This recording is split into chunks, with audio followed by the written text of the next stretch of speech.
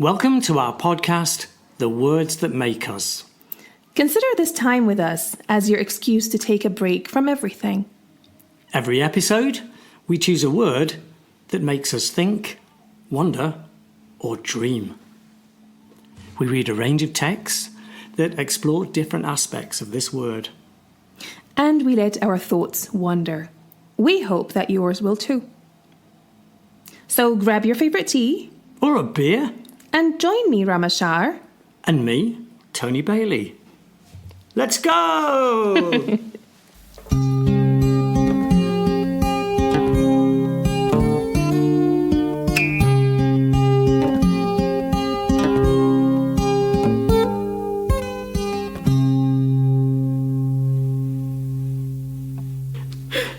So today's episode is about laughter.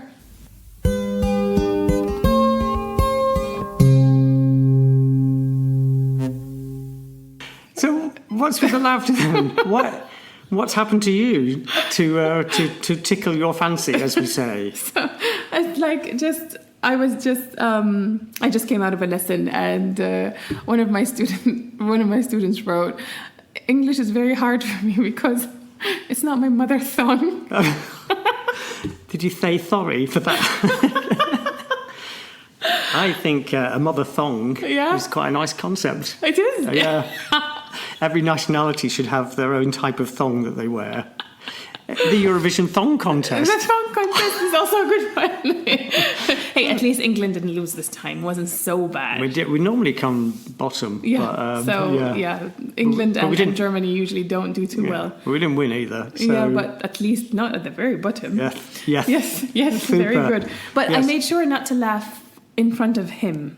Actually, I did laugh a little bit in front of him, but I think he knew that I was laughing with him and not at him. I think that's a very important distinction. I think in the context of this this podcast, that's a really important point. Yeah. Because in my research, it's a really uplifting subject, and there's a lot of great things to think about with laughter, but there is also a dark side to laughter as well. Yes.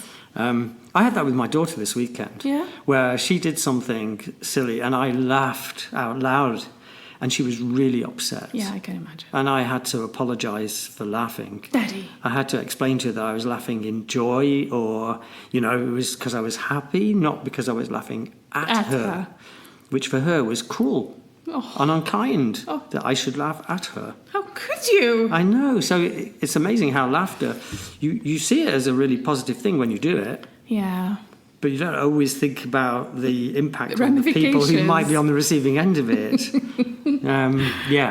So, yes, laughter. What did you manage to find out about laughter in your research then? Actually, before I tell you about my research, I was thinking about something. Like, do you know the song Pink Floyd? Is it Pink Floyd? We don't need your education. Yeah. Do you know when they Another say brick in the wall, no place dark sarcasm in the classroom? Yes. And I'm like, what? That doesn't work. I can't do teaching without sarcasm. That's one of the joys. It's the reason why I went into teaching in the first place. I was so delighted that when I started my teaching in my first school for 2 years running, I won the award as the most sarcastic teacher. Really? It was like a badge of honour.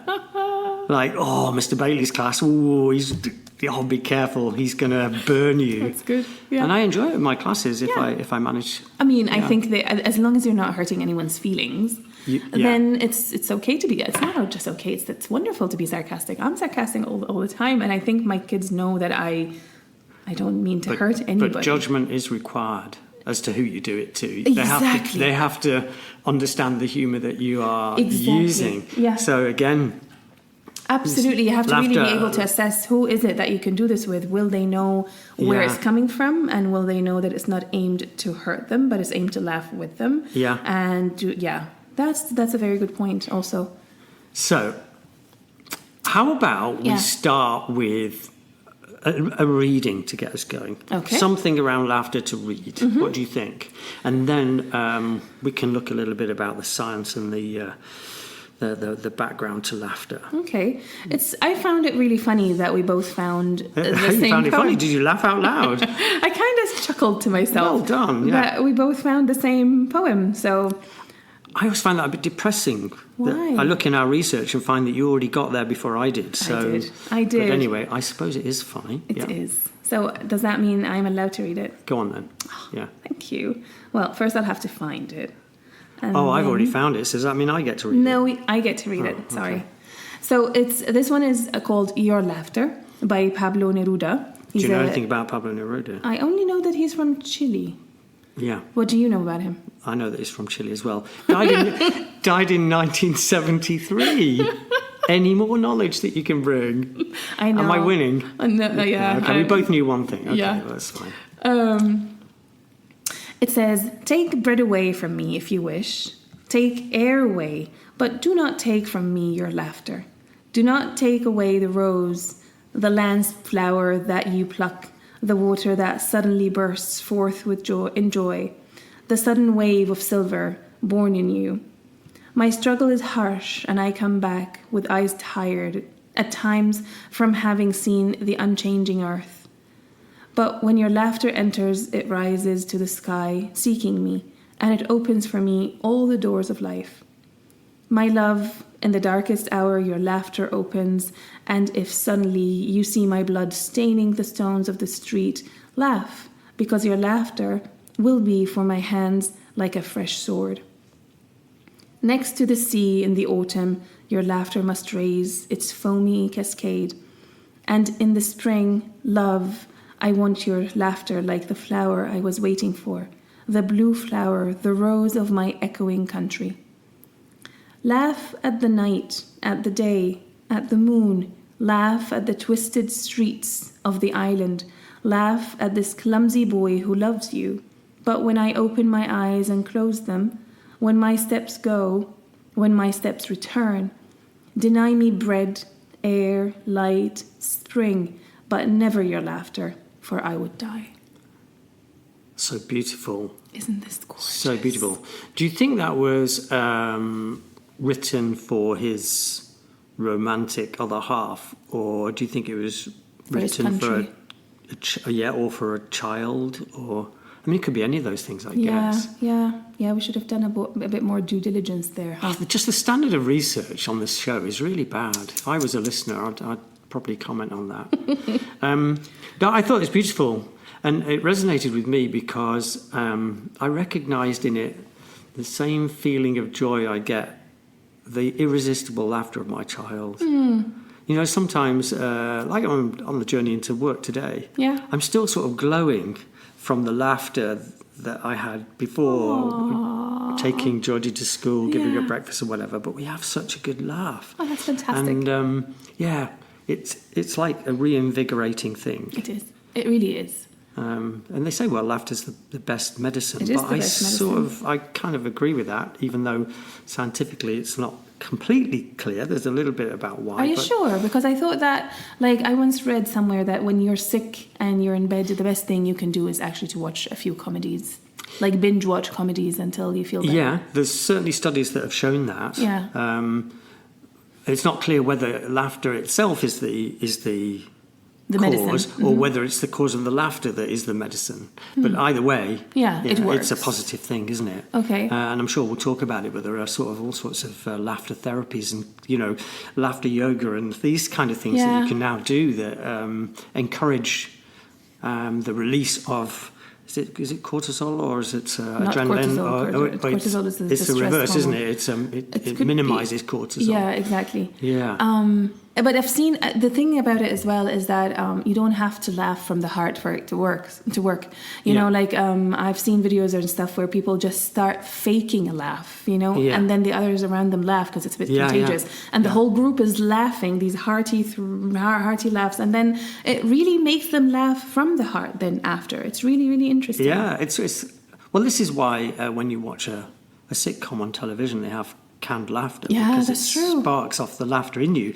Without it, you probably wouldn't be snorting away and laughing, unless you were with other people, of course, and then that might be. I think that's why watching something at the cinema is like the best thing. Yeah. Or watching comedy at home with your family or loved ones. I think that's much more enjoyable than watching it by yourself. I think sometimes we feel silly when we laugh aloud alone at home. Although we should. it's a bit like waking yourself up with your own snoring. Do you know? Like I've been watching something on television and I suddenly laugh out loud at something and I kind of make myself jump. Like, where did this noise come from?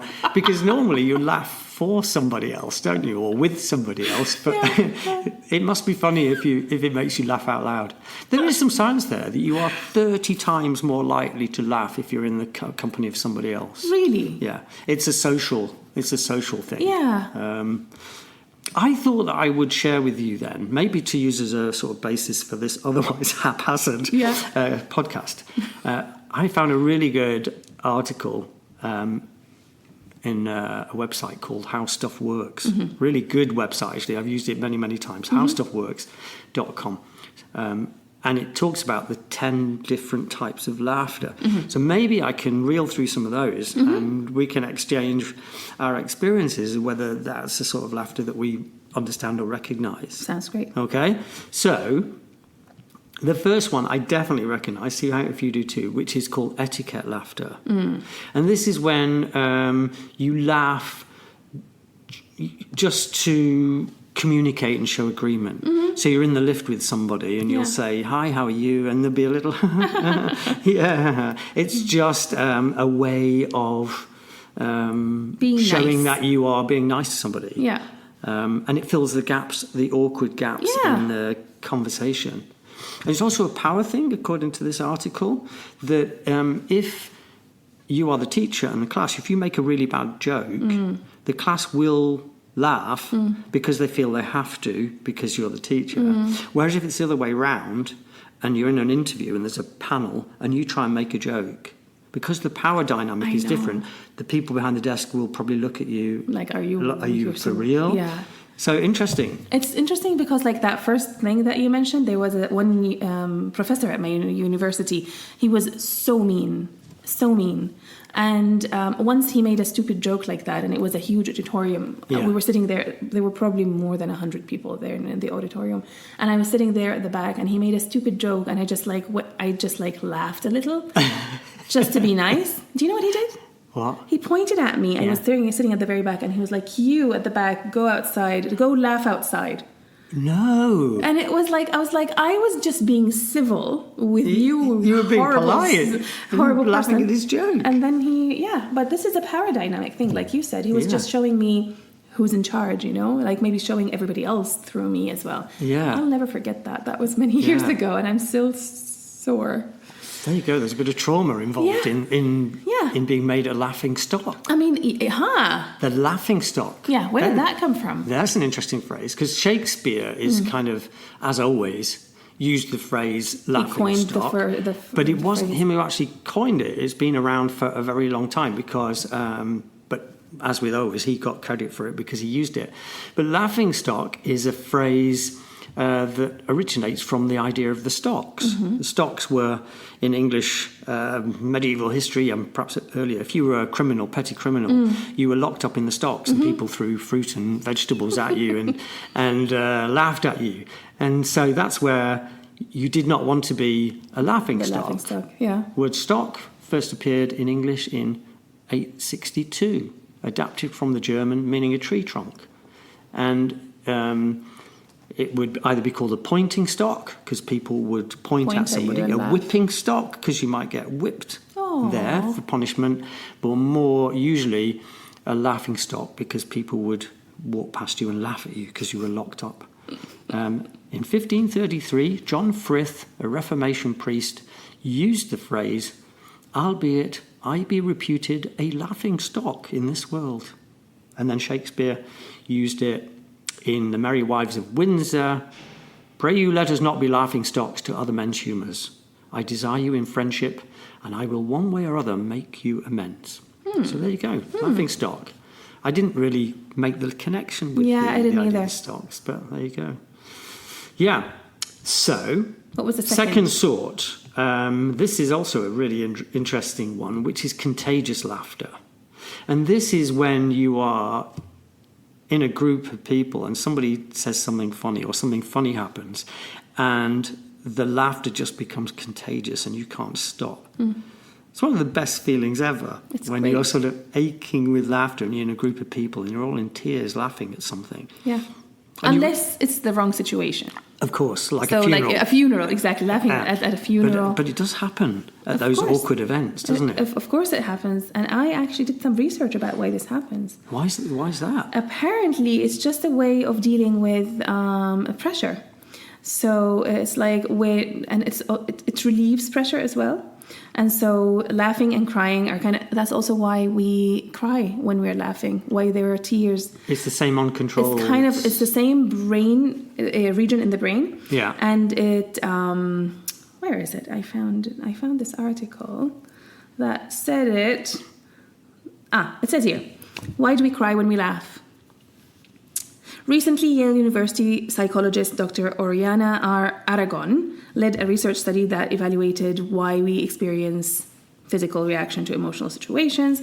They call it dimorphous expressions. Wow. These are like the two things. Yeah. According to Dr. Aragon, we cry when we laugh so hard because the body is trying to regulate itself in response to strong emotions.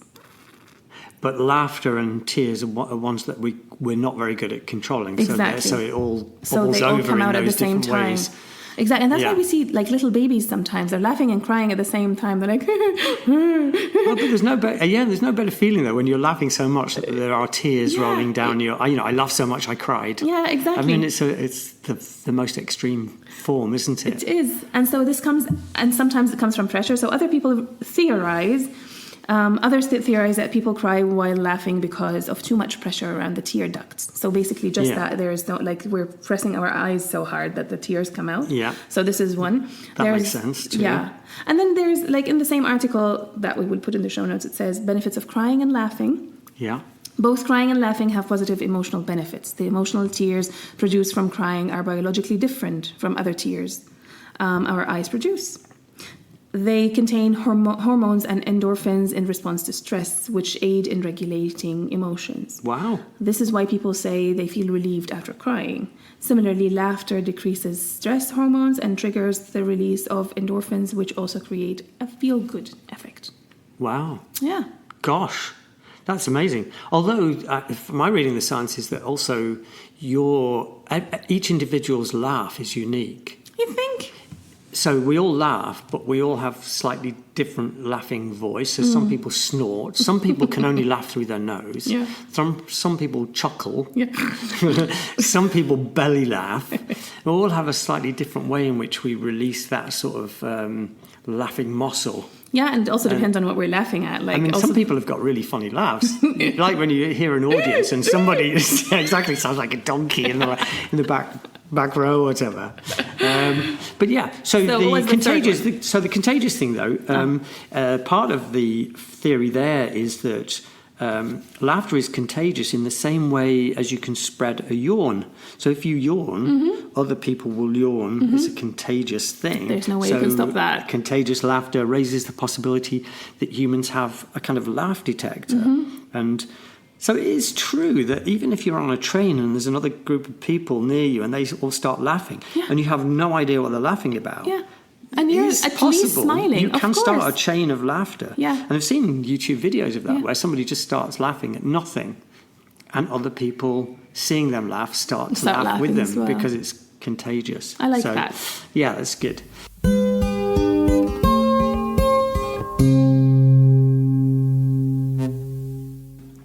The third type, nervous laughter. We all know that laughter.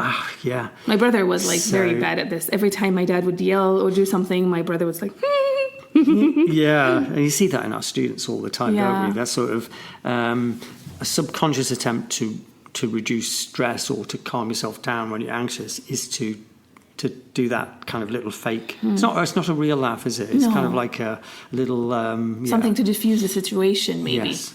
So laughing, even in that nervous way, according to science, can help ease some of that stress.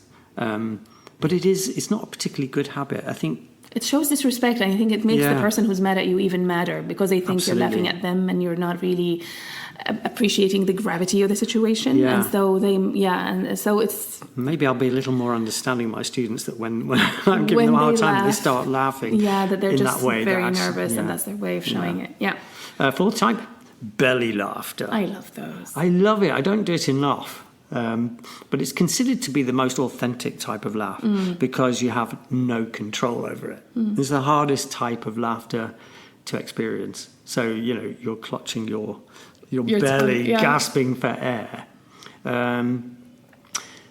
Men are more likely to have belly laughter. Oh.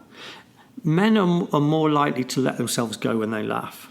Maybe this is a cultural thing too. Men are more likely to grunt or snort or do the big guffaw, big laughter, whereas women are more likely to let loose with giggles or chuckles. It's more subtle. In my experience, that's not always true, though. No, working in a room full of women, I think there's been a few belly laughs in there. So, in a book, 1979 book, The Anatomy of an Illness, a gentleman called Norman Cousins writes how he used laughter to fight terminal illness. 10 minutes of genuine belly laughter had an aesthetic effect and would give me at least 2 hours of pain-free sleep. Wow. Yeah. Is that similar to the laugh gas that they give you at the dentist? I wonder. I've never done this, but I've heard that people really go crazy when they have this, and it must be so fun. I'd love to have it. I don't think is that the stuff that you put in balloons and you breathe in and it makes you have a squeaky voice? It certainly makes me laugh. I don't know whether it makes you feel laughter. No, I don't think it's the same thing. Okay, next one, silent laughter. So this is where you are laughing silently rather than making a large noise, but you're still experiencing the experience of laughter. Mindful practice of silent laughter can have real benefits because it involves the same deep breathing that you get with the belly laugh. And apparently a therapeutic clown called Cheryl Ann Oberg, imagine that as your job. I feel like I'm a therapeutic clown half the time. I mean, we couldn't do without you in the office. Yeah. She teaches sick kids the art of silent laughter.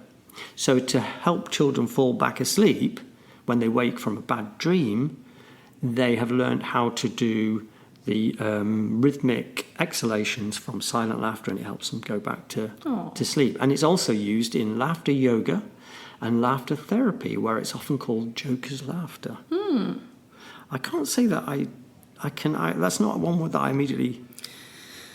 I sometimes read stuff, especially when I'm marking some of my students' work. You do silent laughter? No. Where I don't laugh out loud, but I'm laughing on the inside. I suppose that's the same thing, Might be.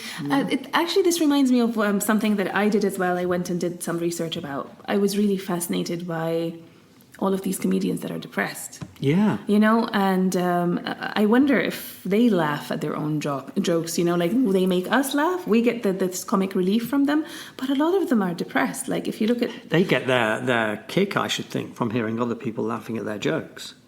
I guess from the research that I did, there was this one thing. They said that it could be that some of these comedians became comedians or realized that they were funny because they had a parent that they wanted to cheer up all the time. Yeah. They had somebody that was depressed or something, and they felt the need to make them laugh. And that's when they realized that they were funny. And so there was a story, what was it here? They mentioned the name of the joke. There was a very funny comedian who went to the doctor and said to him that he was depressed and he couldn't do it anymore. And he said to him, well, that's easy. There is this famous comedian that's coming into town today. His name is the Pagliacci clown. He's coming into town. Just go listen to him and this will help you feel better. And he said, well, that's me. I can't. That won't help because that's me. I am the clown. Yeah. So I like it. It's yeah. It just made me wonder why all these tears of a clown and all that. Exactly.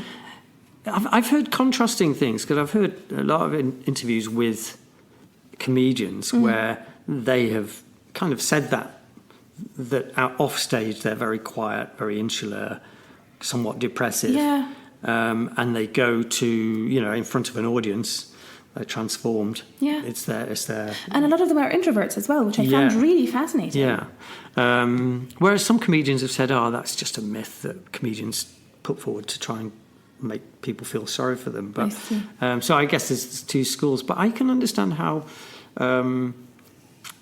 as a child, maybe comedy was the only way that people gave them any attention. Exactly, to feel seen. So if they were being serious or normal, they were invisible. Yeah. So it was only by finding that they could do funny voices or tell funny jokes. Yeah.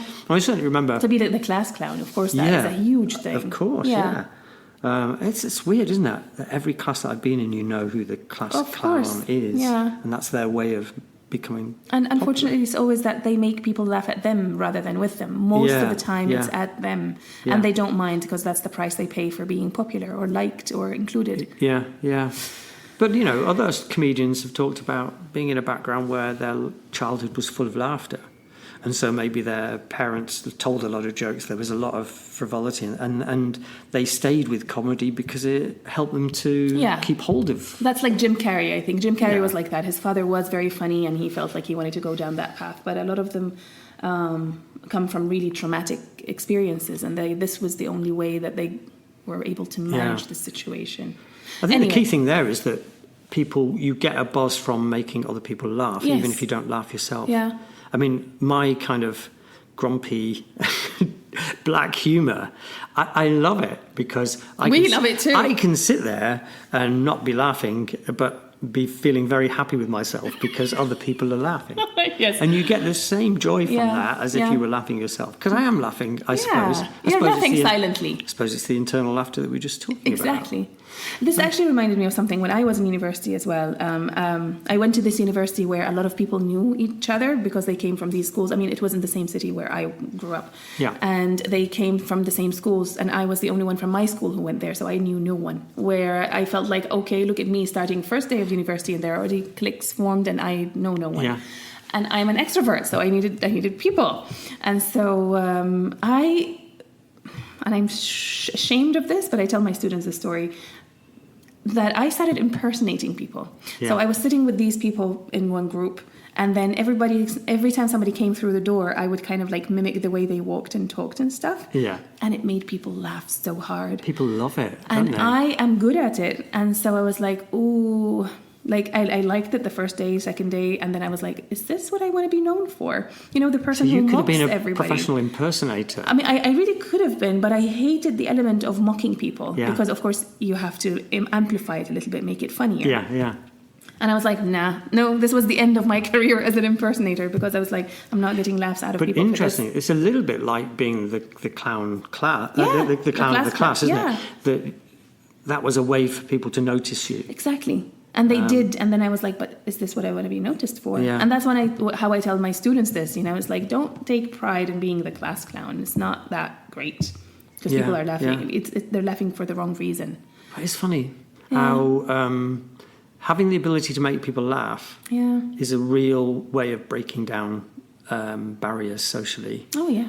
I mean, I in my working life, it's always been a way of, making contacts, making connections. I think making connections with people, I think it's very important. Like having this experience of laughing at something together is something that kind of, you have this moment of intimacy together, and that makes a huge click. And it's also, really cool. Everybody you can probably describe their sense of humour because everybody's sense of humour is slightly different. Yeah. So, mine veers to the overly dark. I'm not going to repeat what we were talking about Not last always week. appropriate. Not always appropriate either, which is a bit unfortunate. Whereas, other people's sense of humour is very, very innocent. Yeah, yeah. And people are laughing at things. I'm thinking, well, I don't see why that's particularly funny. It's a little bit of a shame. But they find that funny. But, it's really interesting. So what was the... stress-relieving laughter is the next one. When life is tough... So you're sitting in the rush hour traffic, sometimes you just start laughing about it. Mm. And I guess it's kind of laughter as a sign of desperation, almost veering into hysteria, isn't it? Yeah. I've certainly experienced that hysterical laughter, that kind of, I'm going mad. So laughter, again, as a cure for stress. So the stress builds up, the tension has to go somewhere. Mm-hmm. So you might sit you in your laugh car. or cry. What did they say? Yeah, exactly. If you don't laugh, if you don't, what? How does the saying go? If you don't laugh, you'll cry, or if Something you don't like cry. that. Yeah. But that makes sense. Stress is building up. You can either, 3 ways, you either start laughing out, in hysteria, you start crying, or you just shout. Yeah, that's in true. Into a pillow voice. or something. Or break things. Yeah, yes. Have you tried that? Apparently it's a thing. Breaking things. Yeah. I'd love to do that. Yeah. There used to be a Greek restaurant in the town that I lived. And honestly... Every wedding they have... there were nights where you could go and you went and had a meal, and at the end of the meal, you were involved in breaking all the crockery. No way. Yeah, traditional Greek wow. thing. Their dishwasher must have been really lazy. It's like, today we're just raising... I was worried about the plate might break in my hand. But what a great way. Oh, I love it. Have a few drinks and smash everything up at the end of the evening. Oh, I should do that at home as well. Yeah, don't do it all the time. You'd be in IKEA every week buying more crockery. I guess sweeping all the glass is worse than washing it. Yeah. The next one, pigeon laughter. Oh. Pigeon laughter. I've never heard of that. What is that? Pigeon laughter is laughing in a very specific way, often practiced again in laughter therapy or laughter yoga. Laughing without opening your mouth. Like a sniggering sort of thing. Yeah. By keeping your lips sealed, the laughter produces a humming sound, much like the noise a pigeon makes, often compared to like the humming of bees. Now, my colleague who sits next to me, I'm not going to mention his or her name, but when they're working, they are humming away. Yes, I know which one you're talking about. Contentedness. Yeah. Talking. Like, that's it. That is that pigeon laughter. Yes. I quite like that. It's very nice. It shows that, this person is making progress. Yeah. They're happy with what they're doing. It's the equivalent of, some people whistle or humming tunes to themselves. It's better than people who go like, they drone while they're working. Have you heard those people? Do I do that? No, I could imagine that I do. No, but I've seen people when they're focused, they're going, Yeah. And then you tell them, oh, you're doing this again. Oh, I'm sorry. And then they go again. Or the person who's so focused they're not aware of their breathing. Are you okay? Okay? Yeah. But so it is... Sniggering to themselves. I definitely do that. Yeah. I definitely do that. Nearly there. Snorting laughter. We've all had a good snort. Yeah. Yes. Yeah. It's good. It's not very attractive, but it's good. If you're a snorting laugher, you are not alone. About 25% of women, but 33% of men laugh like you. I think for some people their laugh is maybe an embarrassment to them because they do it in that sort of way. Yeah. Have you heard Jimmy Carr laugh? No, it has He kind of sucks it in rather than blows it out.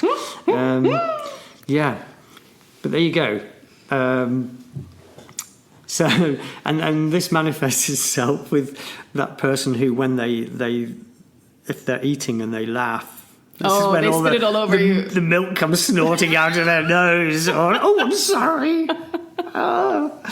Oh dear. There's nothing wrong with this, but you may want to drink in sips when you're trying to. Yeah, exactly. Nearly there. Canned laughter.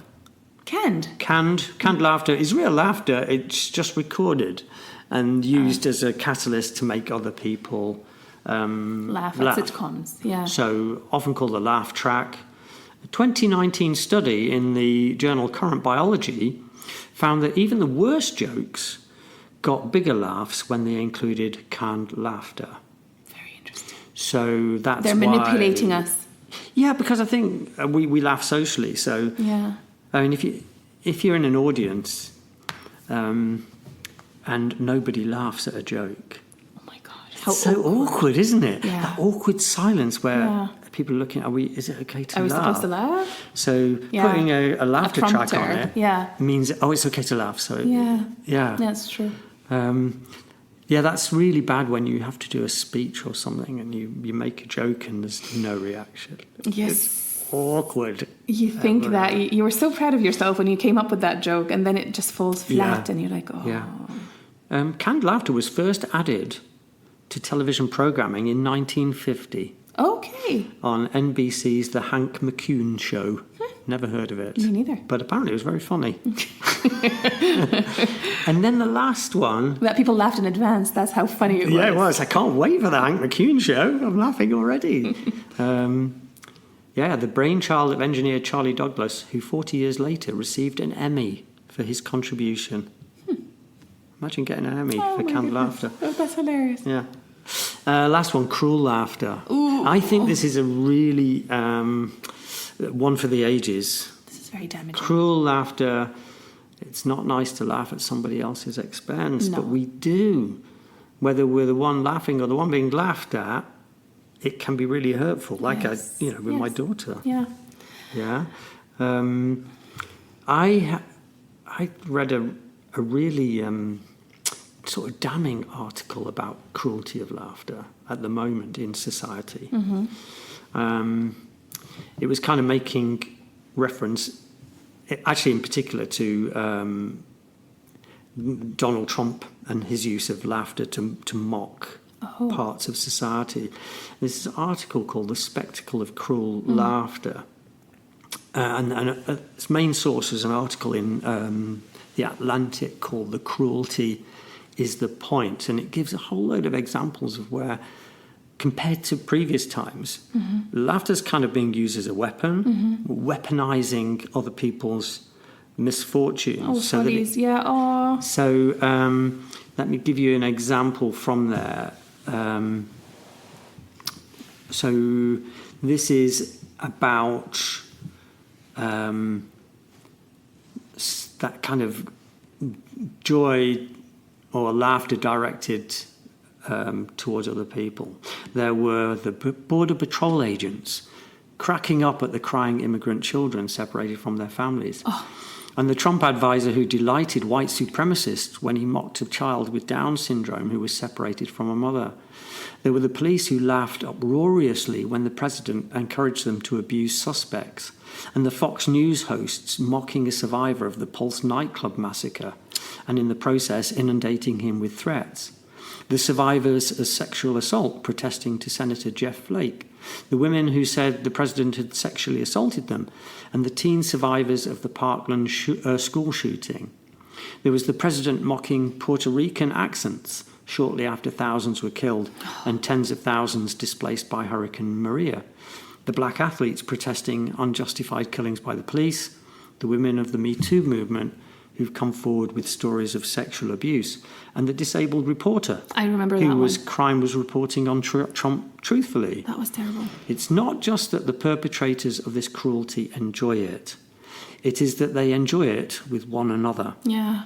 Their shared laughter at the suffering of others is an adhesive that binds them to one another and to Trump. Wow. I think that's, that particular example adheres to Donald Trump, but you could equally look at, history, the stories from the Holocaust of, Germans with smiles on their faces as members of the Jewish community are being taken to their deaths. Yeah. Horrible members of the Ku Klux Klan in their robes smiling as members of the black community being brutalized by the police. Yeah.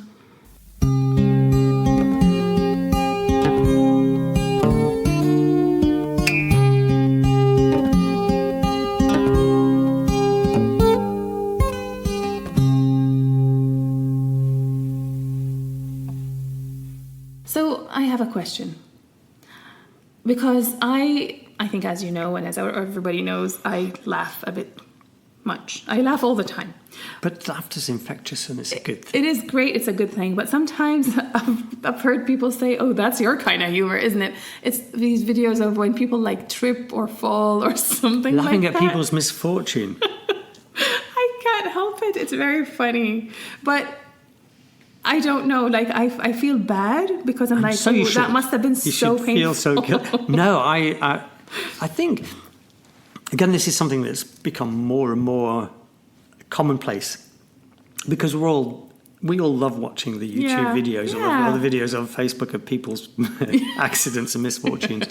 But Back in the day, 15, 20 years ago, there used to be a television program called Candid Camera. I loved that show. And again, the same premise that let's put people in a really awkward position and laugh at it. Even on the radio on the way to work, there's a comedy call on the radio where somebody gets phoned up and there's pranked. a joke. Yeah, we love it, don't we? It's very funny. I think as long as there's no harm done. Yeah. It's hilarious. And you can laugh at yourself too. Like when I fall, I laugh as well. I find it very funny. So if somebody pranks you, honestly, would you be laughing or would there be part of you that would also be a little bit upset? That's a very good question. And I think it depends. It honestly depends on what it makes me reveal. Right. If it shows me as stupid and dumb, then I will not laugh. If it shows me as, human and maybe a bit gullible sometimes, then okay. Yeah. And if it's just literally just I remember once I was with my sister and it was raining and it was so muddy. This was in Syria and we wanted to go on the minibus, both of us. So I got up and it was pitch dark outside. I'm pissing down with rain. And so I looked around and where's my sister? And then all of a sudden my sister is on the floor wallowing because she fell on the street. And your reaction? And I could not stop laughing. Yes. And then what a nice person you are. She got on the bus then and she was killing herself laughing herself. Yeah, but then the people on the bus were looking at me kind of you're a terrible sister. They were taking out tissues and trying to clean her up. While you stood back laughing. But she was laughing so hard too. So I don't know. I like this kind of humor, but this reminds me of something. So I like Nietzsche. I've read about him and things by him. And the interesting thing about... I always associate him with laughter. Not really. Yeah. But so what does he say? He said he differentiates between the laughter of the herd and the laughter of the height, which is really interesting. So Nietzsche is the one who came up with this idea of the Übermensch, the kind of... Some people translate it as superhuman, but it's not superhuman. It's they call it over or beyond human. Yeah. So anyway, he was talking about the two types of laughter. The laughter of the herd, which is, you can guess what it is. People laughing at stupid things like I laugh at these videos. Yeah. And then there's the laughter of the height, which is the laughter of when you master something or you master not feeling sorry for yourself or feeling down and you're just laughing at life itself. Yeah. This is what he calls the laughter of the height, which is really interesting. Now, the interesting thing about Nietzsche is that he loved laughing. He was very, he found it to be very useful and stuff. The sad thing about him is that he died after a nervous breakdown. And do you know what brought this nervous breakdown? He once saw a horse being beaten by its owner, being beaten so brutally that he went and kind of tried to save the horse. Yeah. And then he had a nervous breakdown and he died shortly after. Gosh. It was just so sad. He was not a happy man. But I think he believed in the value of laughter. So it says, one of his, the quotes by him, I would really allow myself to order the ranks of philosophers according to the rank of their laughter. Wow. Right up to those who are capable of golden laughter, he calls it. And assuming that the gods also practice philosophy, a fact which many conclusions have already driven me to, I don't doubt that in the process they know how to laugh in a superhuman and new way. And at the expense of all serious things, gods delight in making fun, even where sacred actions are concerned. It seems they cannot stop laughing. Gosh, is that implying laughter as a result of your superiority of thinking or being? Or is it... I don't think it means that you're superior. I think it means to him that you have evolved. You found a state of being where nothing phases you. Yeah. You just laugh at things, which is really interesting. So he talks about, in one of his books, it's called Thus Spoke Zarathustra. And he speaks about the Zarathustra, who's this sage, and he sees a shepherd who was attacked by a snake or something. Yeah. And the guy is asking, please help, and he says to him, just bite off the head of the snake. Yeah. So he does that, and he then throws the snake away, and he then starts laughing hysterically. And Zarathustra, the guy who's watching him, the sage, is like really jealous of him. He's like, this is a man who has mastered this idea of laughing at the world and not being affected by it anymore. He has evolved. He has reached the pinnacle of being a human being. I think if I'd just bitten the head off a snake, I'd be starting to laugh, but more out of hysteria than anything else. Yeah. Interesting, because that kind of aligns with the Stoic line on laughter. Yeah. And also the fact that you said Nietzsche died as a result of his experience with a horse. Yeah. Well, let me say, one of the most influential and famous Stoics, a gentleman called Chrysippus. See, you're laughing at his misfortune of being called Chrysippus. That's a very unfortunate name. It is, but he died laughing. Literally, he died from belly laughing at the sight of a donkey eating figs in his garden. Is that so maybe there's a horse thing going on here. Maybe if you're a higher end thinker, horses are a source of of both laughter and death. But I'm surprised that Stoics encourage or enjoy laughter. I thought they would be these very serious people. Yeah, absolutely. So the image is that the Stoic would not encourage laughter because it doesn't actually do anything. It doesn't, and it's emotion where emotion is not required. But in fact, the Stoics were in fact of the mind that a humorous view of life was necessary in a world often marked by pain and suffering. So Seneca said, all things are cause for either laughing or weeping. And since that's the case, it's more fitting for a man to laugh at life than to lament over it. And in a choice between two philosophers of the day, Heraclitus, the sullen Heraclitus, and the cheerful Democritus, the Stoics come out squarely on the side of Democritus, the laughing philosopher. Seneca again said, we ought therefore to bring ourselves into such a state of mind that all the vices of the vulgar may not appear hateful to us, but merely ridiculous. And we should imitate Democritus, the laughing philosopher, rather than Heraclitus. The latter of these, the sullen one, whenever he appeared in public, used to weep. The former to laugh. The one thought all human doings to be follies, the other thought them to be miseries. We must take a higher view of all things and bear with them more easily. It better becomes a man to scoff at life than to lament over it. Add to this that he who laughs at the human race deserves better of it than he who mourns for it, for the former leaves it some good hopes of improvement, while the latter stupidly weeps over what he's given up all hopes of mending. So, laughter, positive thing, shows you've got a positive outlook, shows that you, in many ways, that kind of higher order like feeling Nietzsche, that Nietzsche said. Yeah. Epictetus, our favourite Stoic, said, I have to die. If it is now, well, then I die now. If later, then now I will take my lunch, since the hour for lunch has arrived, and dying I will tend to later. So he had a very dry sense of humour. Oh, yeah. So would you say that Stoics are cynics? Would you say being cynical is the kind of person who scoffs at life rather than laments life? So I think Stoicism is a little bit misunderstood, probably because I'm misunderstanding it, but I think it has an image of being cynical, doesn't it? No, but does cynical mean that you take it with a sense of humor, or does it mean that you reject it? You reject life? I think cynical, there are types, maybe.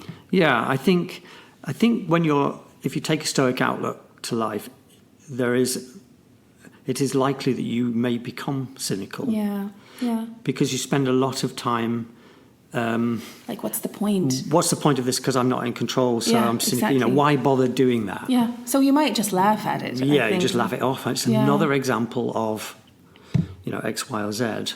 Whereas that person who's more sort of purposeful, plans for the future, optimistic, feels a bit more in control of the future, not just of the present. Maybe he's a little less cynical about things. Definitely less cynical, but also I would say maybe less happy. I don't know. I feel like when you make plans, they say when you make plans, God laughs, Yeah. So I feel if you think that you're in control, you're going to suffer, I think. I wanted to tell you about the Tanganyika laughter epidemic. Yeah, tell me. Can I tell you about that? Yes, please. Because I blew my mind reading about it. I'd heard about it. Tanganyika is the old name for Tanzania. And this is a true story. The mysterious 1962 Tanganyika laughter epidemic. So this kind of comes under the heading of that kind of collective, contagious laughter. In January of 1962, in a small British-run boarding school, had to be the British, didn't it? Yeah, of course. British-run boarding school in a remote town on the coast of Lake Victoria in Tanzania, 3 girls began laughing, possibly in response to a joke, but they couldn't stop. Soon the fit of giggles spread to their classmates until nearly 60% of the students were experiencing a rare collection of symptoms. The students were restless, alternating between uncontrollable bouts of laughter and sobbing that lasted from a few minutes to a few hours at a time. Some of the girls experienced other symptoms like physical pain, respiratory problems, fainting and rashes. So this is just like another lesson in Mr. Bailey's maths class. Obviously, psychologists, doctors, scientists were called in, all of them at a loss to explain the laughter epidemic. 3 months later, by March, it's still there. Oh, wow. The school officials gave up and requested that the parents of all of these girls took their daughters home. But as the girls went back to their respective communities around the country, the families and people in their villages started laughing too. Other schools became infected. In all, hundreds of people were infected over the course of 18 months. Mostly young people, Wow. mostly girls, but some older people and men came down with the laughing sickness too. Thankfully, nobody died of it. So, why did that happen? I don't know. I find it a bit kind of unrealistic that this actually really happened. I can't believe it, to be honest. Well, there's lots about it on the good old internet, if you want to read about it. It's interesting. There's even a YouTube video, a film of the kids. So but maybe it's kind of a self-perpetuating cycle, kind of like, oh, we've laughed this much, everybody's going to laugh. And kind of like, I don't know. It seems... I think the explanation seems to be that it was an experience of what's called mass psychogenic illness or mass hysteria. And that when mass hysteria happens, this is like all the girls fainting at a Harry Styles concert, right? Yeah. There's sort of a mass hysteria, a chain event happens. Yeah. And how it manifests itself could be in a whole range of different ways. And laughter is one of those kind of emotional responses that we don't have that much control over. So instead of everybody crying, everybody's laughing instead. But the over time, what's the underlying cause of that? Well, the powerful collective trauma that seemed to have occurred, possibly down to the strict environment that they were living in, run by foreigners, being away from their families, and the major cultural and political change that was happening in Tanzania at the time. In late 1961, Tanganyika, as it was, gained independence from the British. A good reason to start laughing and being hysteric. Jubilate. But Tanzania suddenly became a socialist state and local clans were broken up, land changed hands, the government was eager to make changes. There was a lot of change going on. Okay. So it must have been a really difficult place to be. I see, okay. Yeah. I mean, I used to have laughing fits. And my cousins used to know, like, after midnight, they should not make me laugh because then I would not be able to stop, and then my tears will go, like, really my tears would be streaming down my cheeks and they would start laughing too, and then some of them will throw a joke in there to make me laugh even harder. And I love that, don't you? I do. Love that, being with people where you're literally aching at the end of an evening because you've had... Yeah. And but it didn't last a few days. It lasted the one night. Yeah. So it wasn't really an epidemic as such. No, I don't think so. But it feels like it. You know, like I know that on Friday night, for example, we have our graduation, don't we? Yeah. And I'm looking forward to that because I know that I will laugh a lot. Yeah. Very good. Possibly because alcohol will be involved as well. That's interesting, isn't it? In many ways, there's nothing better than having had a few drinks and having a really boisterous, laughing, a lot. But there's also nothing worse than being sober and having to listen to other people in that state. Do you I think? don't drink. And so I do enjoy it quite a lot, given that I like watching people's pretty good. mishaps. There's nothing worse than being on a train and there's a drunken gang of people laughing a lot. It can be very funny. It can be hilarious, really. So long as it's not offensive what they're saying or doing. Yeah, exactly.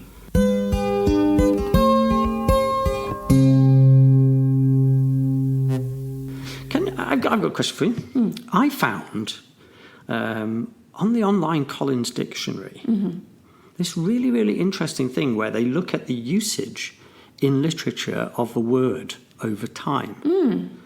And so I looked at it, the trends in the usage of the word laughter from 1708 to the current day. And the amount of usage, recorded usage in books, kind of remained steady, went up a little bit, down a bit, but more or less the same. In the interwar years, between the First World War and Second World War, there is a massive peak in the use of the word laughter. It looks around early 1930s. Wow. Massive peak. And then since then, there's been a steady decline. So by now, the use of the word laughter in literature is at its lowest since 1708. Really? First, that between the wars is fascinating and it makes a lot of sense. Yeah. Because people were they came out of one really traumatic event, long traumatic event, and they had to laugh their way out of it. Yeah. But I'm surprised that the same thing didn't happen after the Second World War. Not so clear. And why it was are we not laughing now? still higher use of it then. But compared to that period in the mid to late 40s, post-war, its use in literature is halved. Interesting. And why are we not using it a lot now? I'm asking you the question because you're the English teacher. I don't know. I just saw the trends and thought that's weird. We don't. Maybe it's because. Writing is not so much about.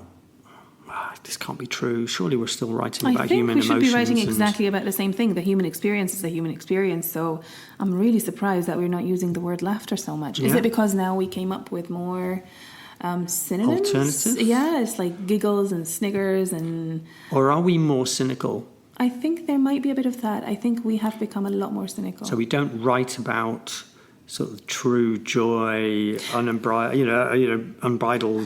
emotions in the same way that we used to do. I think it also because people are now becoming more intellectual and they think the more intellectual you are, the less you should laugh. These are for the commons, not for us very intellectual people. So we don't write so much about these stupid things. Okay. We write about deep things. Yeah. I don't know.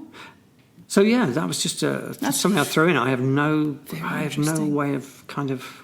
Normally, you think, that's because of, but I'm not sure what the reason is.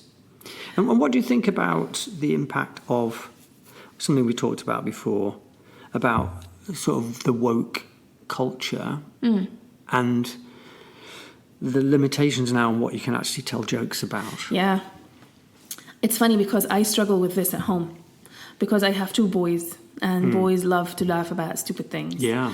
And I find myself in a really, really difficult situation when they make a joke about anything. Of course, who's going to be the one to dampen everything? Mom. Yeah. Because mom is always trying to be appropriate and politically correct. You can't joke about that. That's unkind. Exactly. You can't joke about that. You can't joke about their appearance. You can't joke about their name. You can't joke about, anybody's color or background or culture or anything. Yeah. And they're like, relax. It's just a joke. We don't mean anything by it. And I find it very difficult to relax.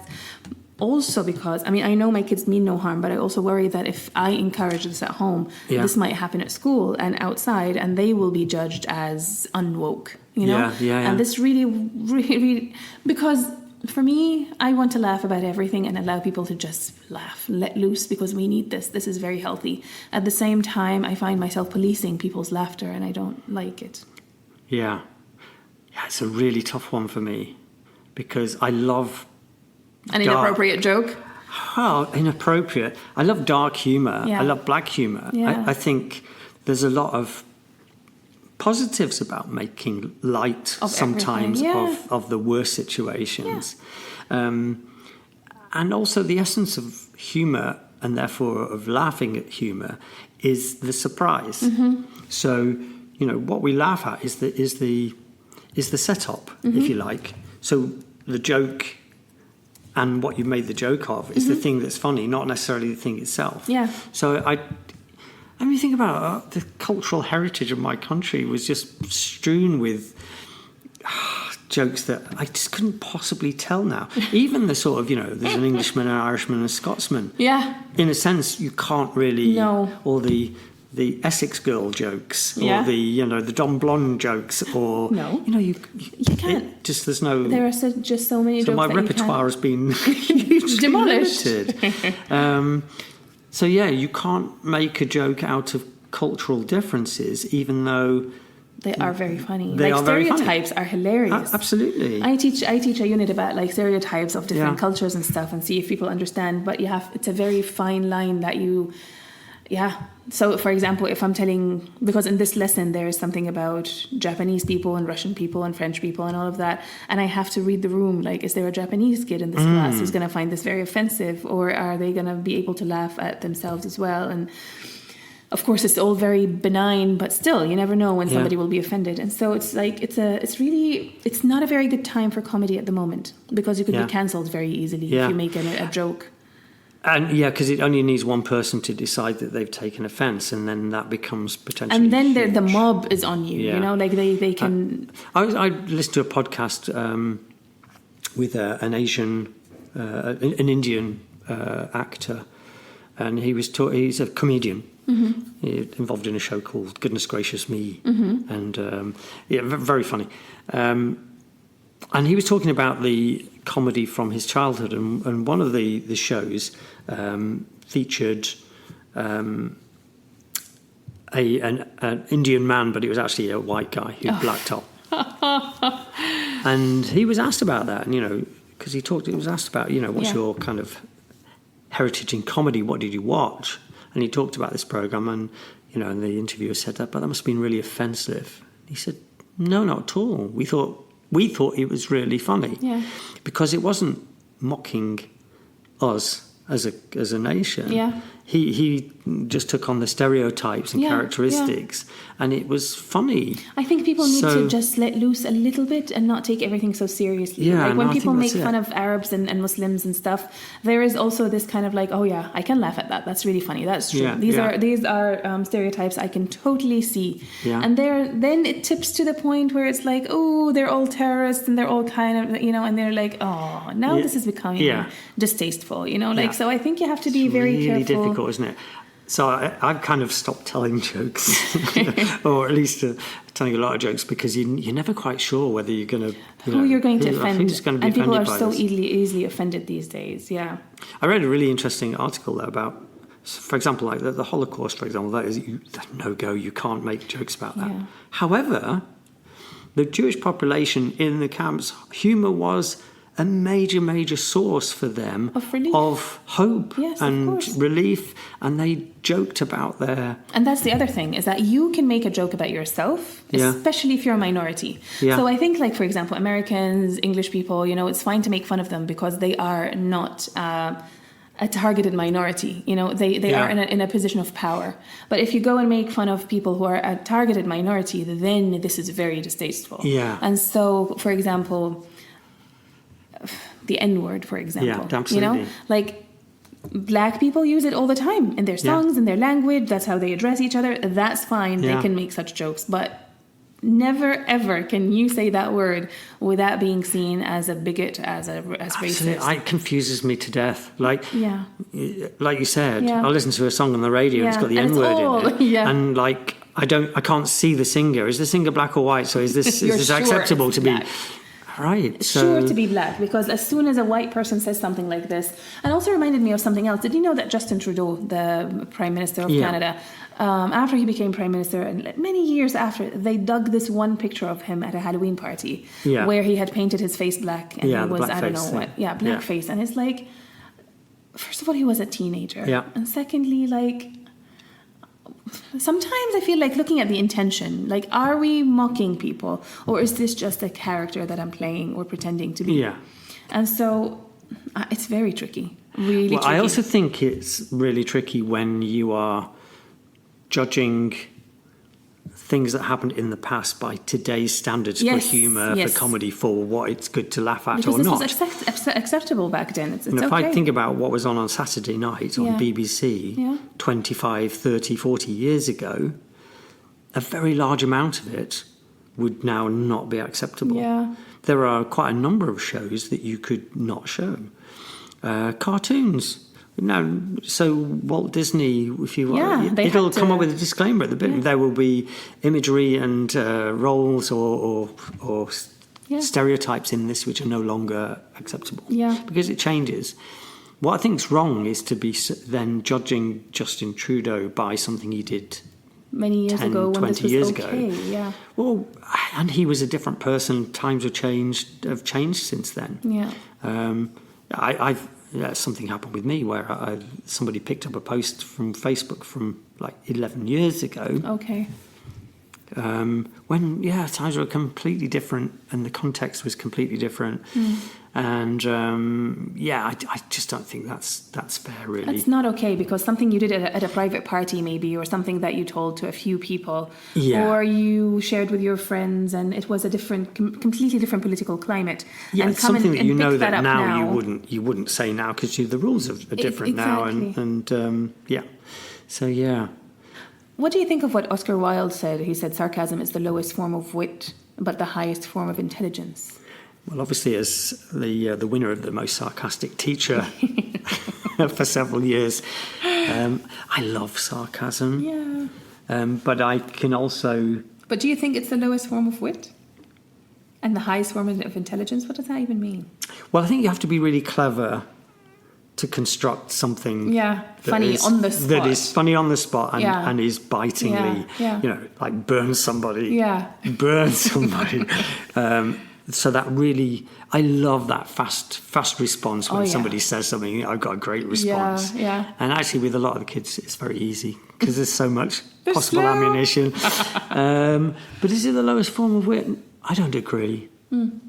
I don't agree, because I think if you understand the intelligence required to be like that, then you also understand why it's clever. And those comedians that are able to deal with heckles in a really funny way. I love those people they have such thick skin that they do not care what people, they know they're funny, they're sure of their material, and they just say it, and they have a lot of people that understand it, and some people who don't, and that's fine. You can just go and do whatever you want to yourself. I really like that. I wish I could be like that. Somebody who's just like, this is me. Yeah, take it or leave it. Take it or leave it. Exactly. Yeah. That would be very cool. So I think if sarcasm is meant to be cruel, no, then it's not funny. No. So therefore, it is the lowest form of wit. Yes. But I think there's a lot of sarcasm. But it's still intelligent. I see. Very funny. Yeah. No, I think really the metrics should be: is sarcasm meant to hurt someone? Then don't do it. Don't say it. And is it supposed to be... You can be sarcastic about yourself. I think that's always allowed. That's always allowed. Absolutely. Yeah. I take it as almost a badge of honour if students make a joke about me. Yeah, because that means they saw you, they noticed you. Yeah, because you could say something sarcastic. You make a joke about me that's hurtful. Yeah. And you would know that. You would know that from what was said and how it was said, whether they were saying something in jest or whether they were saying something to hurt you. But it said somebody makes a joke about you, especially to your face, and it's meant in a positive way. I love that. Yeah, I like it too. And I would never reprimand a student or a colleague for that matter for doing that. I see it as a really positive thing. It is a positive thing, because you feel like this person knows you well now, that they can say the right joke about you, and it's true. I think this is also a kind of intimacy that is nice. Yeah. Have you got any poems for us to end this with? Like one poem? I've got two quotes. that I wanted to share with you. Okay. One, to see if you can guess who this famous philosopher is who said this. Okay. Okay. It's a he. He said, I think laughter is the best medicine. If you can't laugh at yourself, then you can't laugh at life and the silliness of it all. Very well-respected thinker. Is it Freud? Freud? Yeah? No. Carl Jung? No. No. It's not Ali G, is it? No, it's David Hasselhoff. But actually, I thought it was so apt that it was David Hasselhoff because I love the guy because he doesn't take himself seriously at all. He laughs at himself. Yeah. And then the other one that I really love this, I don't know who Anne Lamott is. Do you know Anne Lamott? Mm-mm. But anyway, she authored this phrase, laughter is carbonated holiness. Oh. What a great idea. That is great. Carbonated holiness. Oh, yeah. That is, isn't it? It is. It's so lovely. Yeah. Okay, so, then. Have you got something to read to What about finishing with something really uplifting? How about some William Blake? Do it. Laughing song. Yes, please. Do you want to read it or shall I read it? You read it. You found it. Okay. This is just about the joy of laughter, I think, with children. Mm-hmm. The same thing I was talking about as that thing With that this morning. This morning I was glowing. Yeah. And I thought about this poem, Laughing Song. So 18th century poet William Blake.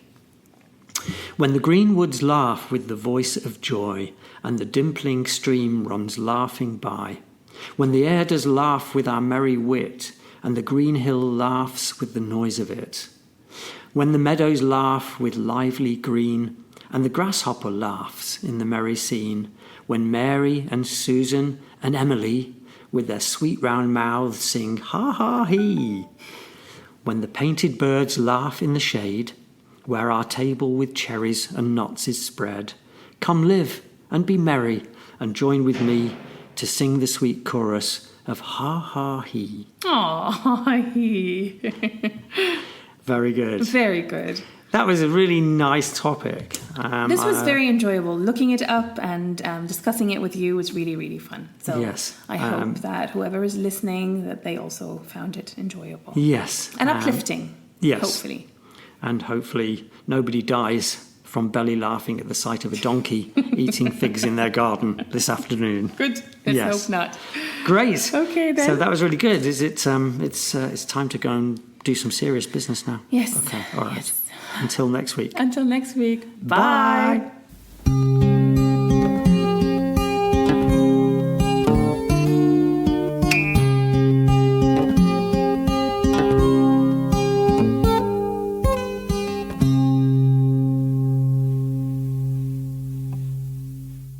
We hope that you've enjoyed listening to the readings we chose for you today.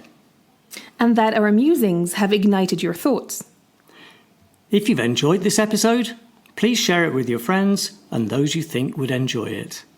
If you have any thoughts, suggestions, or any kind of feedback, please send us an email using the email in the show notes. We'd love to hear from you with the words that make you.